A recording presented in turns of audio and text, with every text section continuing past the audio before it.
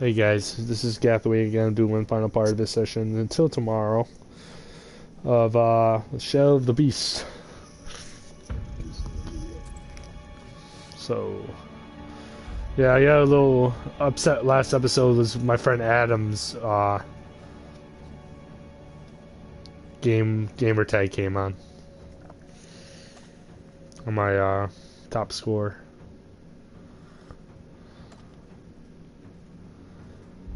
So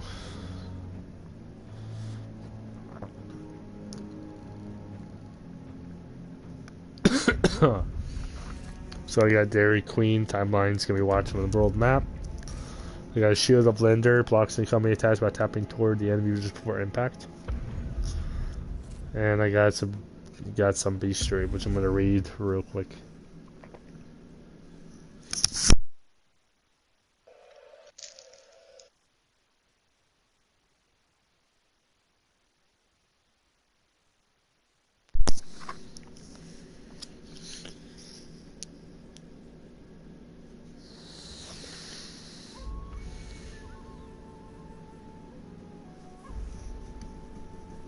Swamp of Decay.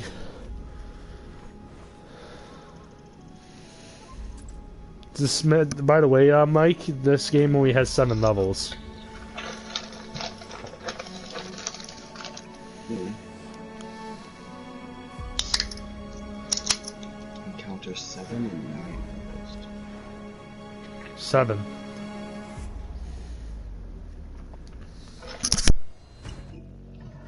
Released by his father's sacrifice, free of will, but uncertain of purpose, the beast pursued the mage that had controlled him. Fearful that Malatoth would kill him as punishment for the beast's escape, the mage Zelek sought refuge in the land of the Dryads. Here he gave the child to the queen, who, in return, offered the mage sanctuary, sending servants to deliver the child to Malatoth and soldiers to kill the beast. But the beast slaughtered all those sent against him, the blood he spilled awakening the titans that had been held captive by the Dryads. Roused from their magical slumber, these ancient giants rose up, killing the queen and taking back their freedom.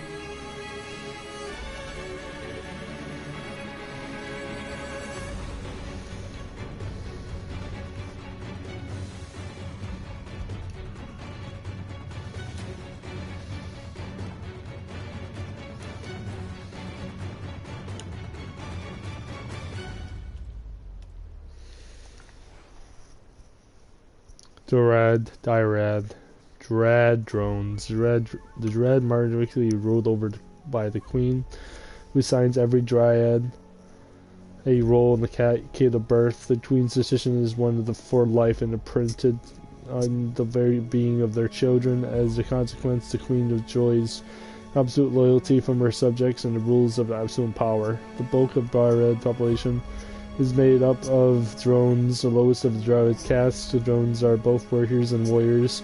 Warriors are sharp claws and wings capable of brief period of flight. They are quick and strong, but lack in technique or skill. Take to any. Trigolites. Underground tunnel systems, honeycomb, terror moon. Carved out by ancient races who sought the shelter with the surface burned. These caverns, with their complex converted underground rivers, it requires a bold volcanic vents. They become a unique ecosystem as playing hosts of the myriad of life forms. Rarely, if ever seen on the surface, one of the native creatures have long since resided in these caves are the Trigolites. Trigolites have large eyes which are well adapted to the dim light of the underworld, and huge talons to carve their way through the soil and rock as necessary. When the Titans retreated from the surface, they desiccated the Trigolites, using them as a labor force in exchange for a supply of food generated by their internal machines.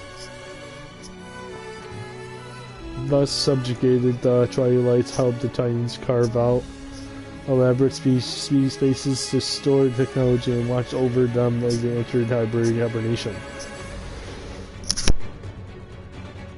When the Tyrant enslaved the Titans using blood magic, they would become regarded as unwanted vermin. They were pushed back into exile in the deepest cave crevices, but still find themselves drawn to the Titans they once served, such as tactics. Because left stick to roll under the leaps. Block lift R1, defend against their slashes to gain the opportunity to attack. Gyro sentries. Their sentries have a gentler, greater upper body strength than the drone brothers and the fiery maces fashioned from the roots of the spiked aided tree. The fire burning of the surface is actually generated by the friction of air passing over the mace. Can be kept burning indefinitely as long as the mace keeps moving. The maces are very effective for both offense and defenses. Severely limit the opportunities for would-be attackers to get close. Sentries are placed at the queen, the guard kingdom, and each has the ability to remain motionless for years without their vigilance. Wavering. Drones bring food to the sentries, ensuring that they are always in perfect condition should be threat to present itself. Such as the tactics used R1 to deflect the mace attack when the sentries recovering. Be wary of encountering their mace. Be carefully rolling past with right stick will result in you hit by a mace. Dryad Knights. Dryad Knights are the Queen's elite royal guard. Their thick armored carapaces give them excellent protection against any attack. Furthermore, the tiny pockets of highly volatile liquid secreted throughout the outer layers mean that should be protected by be breached.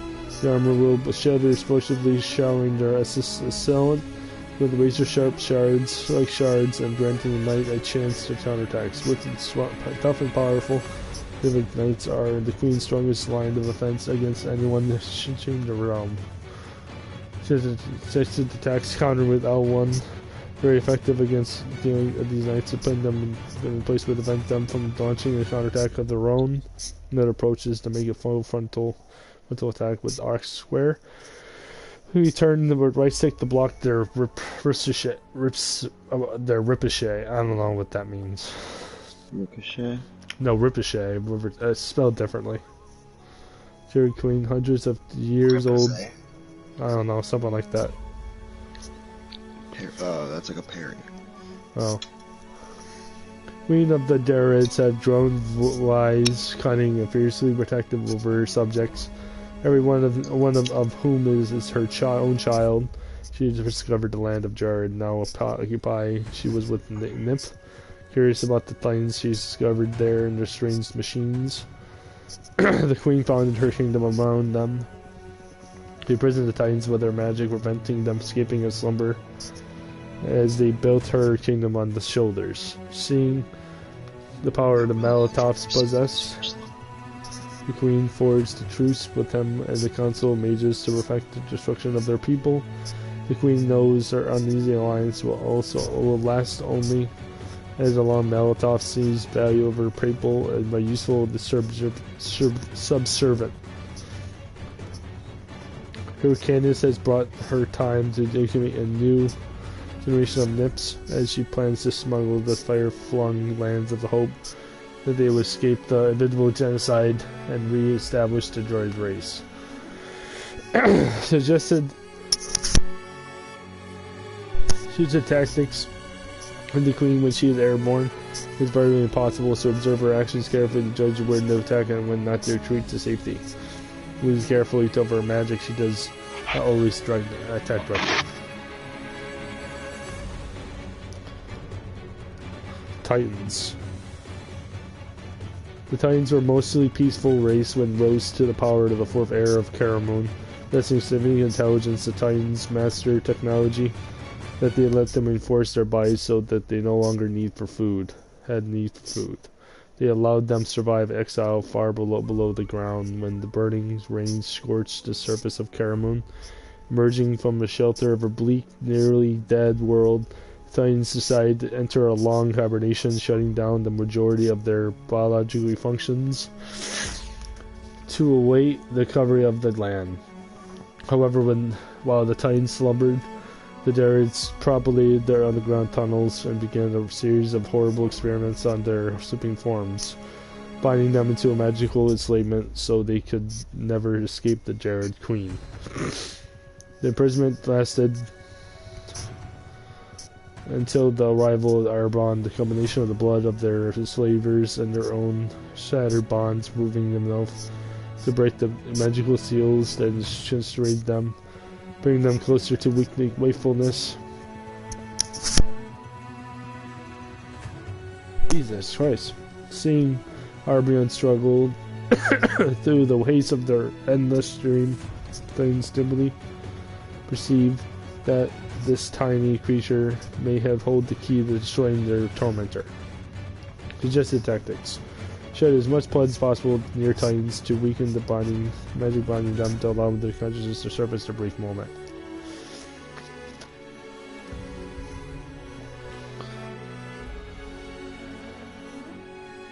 No, I don't want to purchase anything. I want to get that. I'm trying to get that. Subtitles and stuff. Yeah. Same. That's. Some of that combat abilities, if anything. But I've also only replayed the first level like 4 times. I'm still trying to figure out how to 100% the first level. Oh, so you're farming. Sort of unintentionally. I'm just trying to 100%. Well, this game is full of farming. There's some people that I see on YouTube farming this game for hours, just the first level, just to figure out all the moves and the scores. Well, it's because that's how you unlock the full timeline and the better endings and stuff. What I've like read or whatever is like actually 100%ing and finding the collectibles.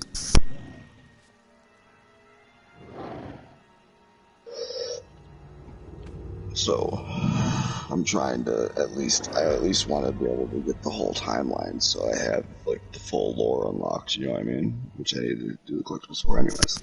Yeah. I wonder what kind of enemies in this level. I'm in like a brown area. I like the combat. It kind of reminds me of Predator. Yeah.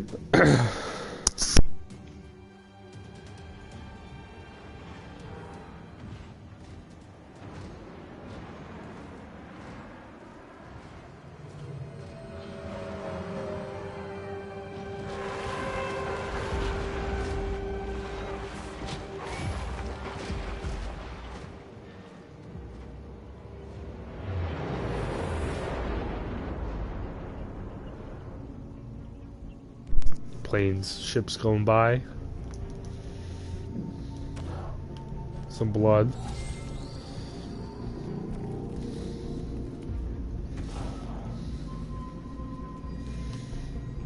Can't do that.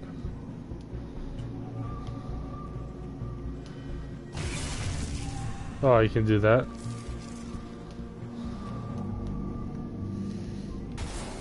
Ow! Didn't want to do that. Shit, there's stuff up there probably.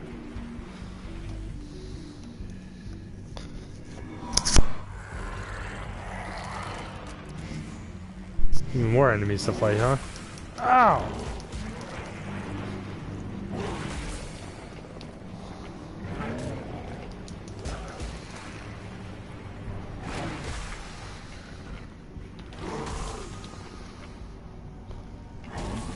Trying to do a counterattack. Okay, that's not working.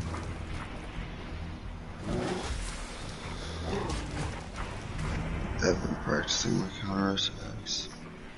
Yeah, it's like counter thing.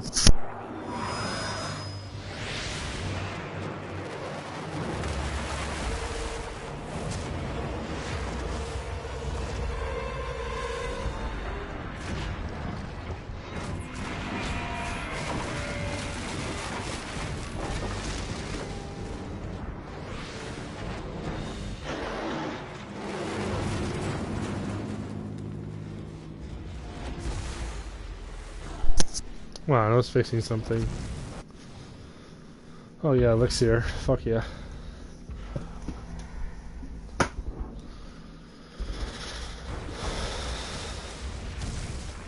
Shit. Ow.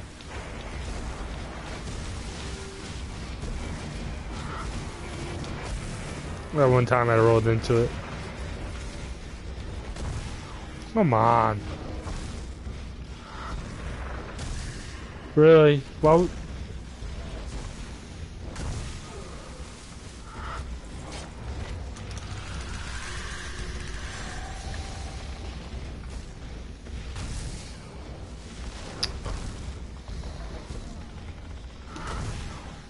Come on. Alright, enough of this sequence, please.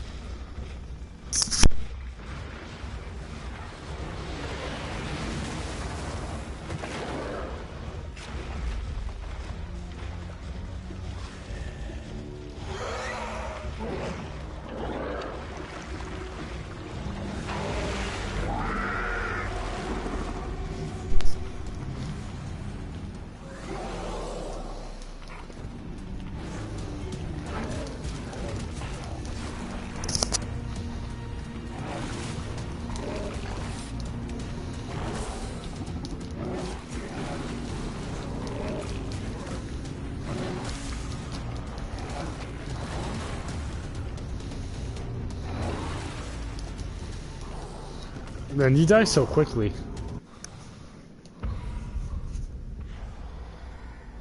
Come on. Come on. Come on, load.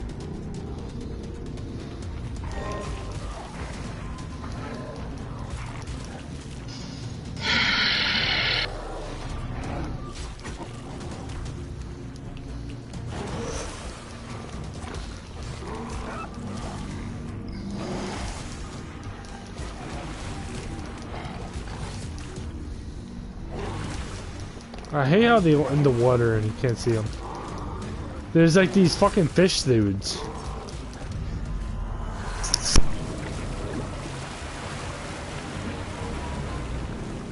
Yeah.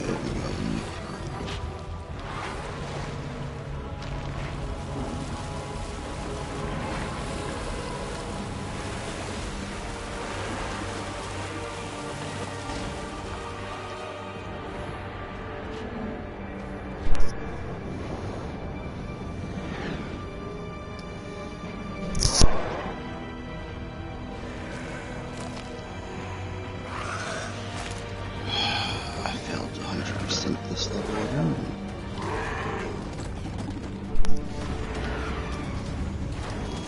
It's aggravating.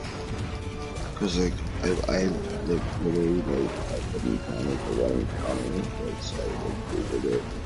And it's like a secret thing that you have to get gold or better on encounter number 6, then go back to the temple to unlock it. And I can't get gold on encounter number 6. I keep getting silver.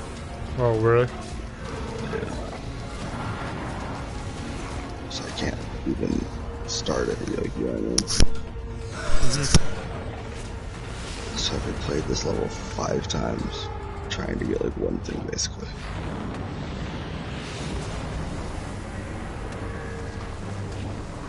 It's starting to get aggravating.